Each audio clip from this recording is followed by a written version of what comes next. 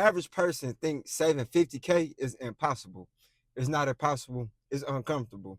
Me, I got a 50K goal I'm trying to hit before I'm 30.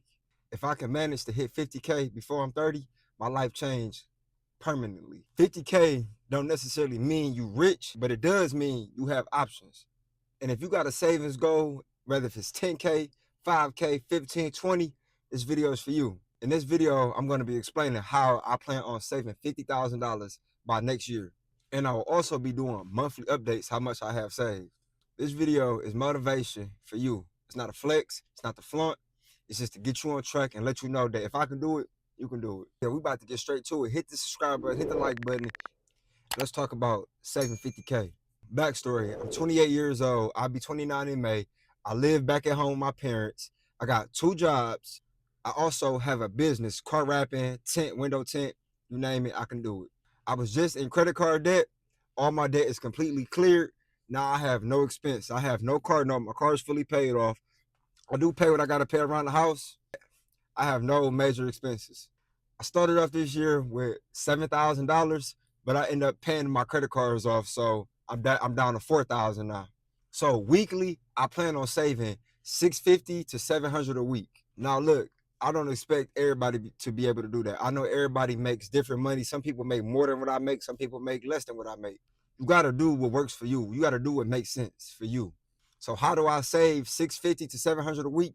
I have 2 jobs. Now look, my second job is not to increase my lifestyle. My second job is more so security, because I've dealt with jobs that had random layoffs. Sometimes the contract end, they just terminate you. They just cut everybody off. Me, I've experienced that twice, and I can't go through that again. So with my second job is part-time. I basically, now that all my expenses are cut, I live off the second job money, the part-time job, and I just save what I can out of my main job. So let's say I get roughly 980, 1,000 a week. I take 700 of that, 650 of that, whatever I can.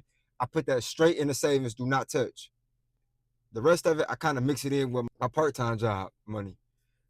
I had to get my hair braided. That's about 130. I think I'm about to just cut this off, but that's a whole nother topic. Gas, grocery shopping, maybe a tad bit of fun. You know, the grind ain't got to be too boring. You can get out the house, but yeah. To hit your savings goal, again, rather if it's 10, 5, 20, 50, 100, you have to cut all your unnecessary expenses. Rather if it's subscriptions, definitely DoorDash, and your debt. I was saving so aggressively, but I had credit card debt, and that credit card debt, the interest was piling up because I'm just making minimum payments. I'm thinking like, yeah, I'm gonna just save. When I got enough saved, I'm just gonna pay it all off. Man, if you got the money, get rid of it. Now, when I say that, don't drown yourself. If you got 5,000 in credit card debt and you got 6,000 to your name, just pay 3,000. It hurt in the beginning, but I'm telling you, think long term, it's actually setting you up for success. Now, if you do not live at home, it's a little different for you. It will be more challenging, but that's okay. Main bills come first, debt second, saving last. Now, during this phase, it is very, very boring. You got to say no to a lot of things. You got to say no to trips. You got to say no to these Jordan releases. You got to say no to these dates. Your friends might want to go to the bar, go to the club. You got to say no. You gotta stop impulsively shopping, impulsively spending. Spend it when you bored. You have to stop. Bro, stop spending more than what you make. Stop spending 80% of your income, 50% of your income, trying to look more rich than what you are. Order designer clothes, stop. Now, I'm not saying that you can't spend no money. You spend the money, you give yourself a certain amount to spend every week. So basically, for example, if my paycheck is $1,100, 650 to 700 is automatically going to my do not touch. What I have after that is all me.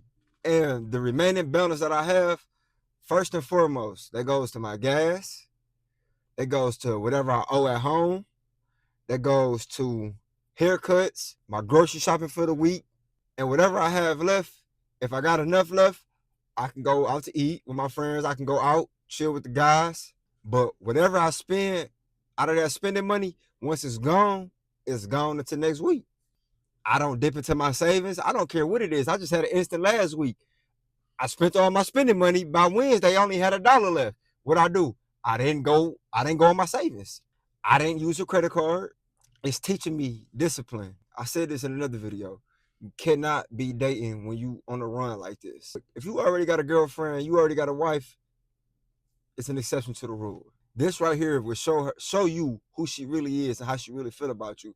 As long as you communicate with her, be transparent with her about your finances, tell her what you're trying to do, let her see the vision. One thing I will say, make sure your actions speak louder than your words. Do not just tell your girlfriend that, yeah, we saving, we can't go out, but you still spending your money gambling, doing all this extra stuff. Your actions gotta speak louder than words and reward her after the run is over. Now to my single people, stay single, bro. You do not need to be going on dates, chasing women, chasing after validation. Get out these girls' DM, get out their comments, just leave it all alone. Get off social media. Say no to the vacations. You do not need to be on vacation. That's that validation. That don't go just because you want to post it on Instagram, try to make it seem like you got more than what you got.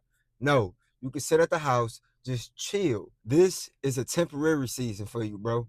Temporary season for me. This is a temporary sacrifice for a permanent shift. Now look, let's talk about what 50K does for you, 20K does for you. When you have that much saved with no debt, no expenses, you won't understand how powerful you are. Now, don't get me wrong. You're not rich and you're not wealthy, but you are not the same person that you was a year ago, 6 months ago, 2 years ago, however long it took you. You got the ability to invest in anything that you want, yourself, a friend's business. You're extremely calm in emergencies, car problems, health problems, layoffs, maybe a job loss. If you're looking for a better car, you got a better chance of getting a better loan. You walk into dealerships very confident, knowing that you have 50K, 20K. Most people going to dealerships don't even have 5K. You're bound to get the apartment that you want. Basically, when you get new things, you get what you want and you don't get what you can. Even switching jobs, you may be able to switch a job because a lot of people can't go get it. They're stuck at their job because they have no savings. 50K, 20K, you could risk going to a new job, getting out that job that's disrespecting you, not worth your time. And the fact that you even was disciplined enough to save 50K, 20K, that says a lot about your identity. Remember what I said. First thing you got to do is cut your expenses, cut your debt. It's hard to save when you got $5,000, $6,000, $3,000 worth of credit card debt. You got $300 worth of subscriptions.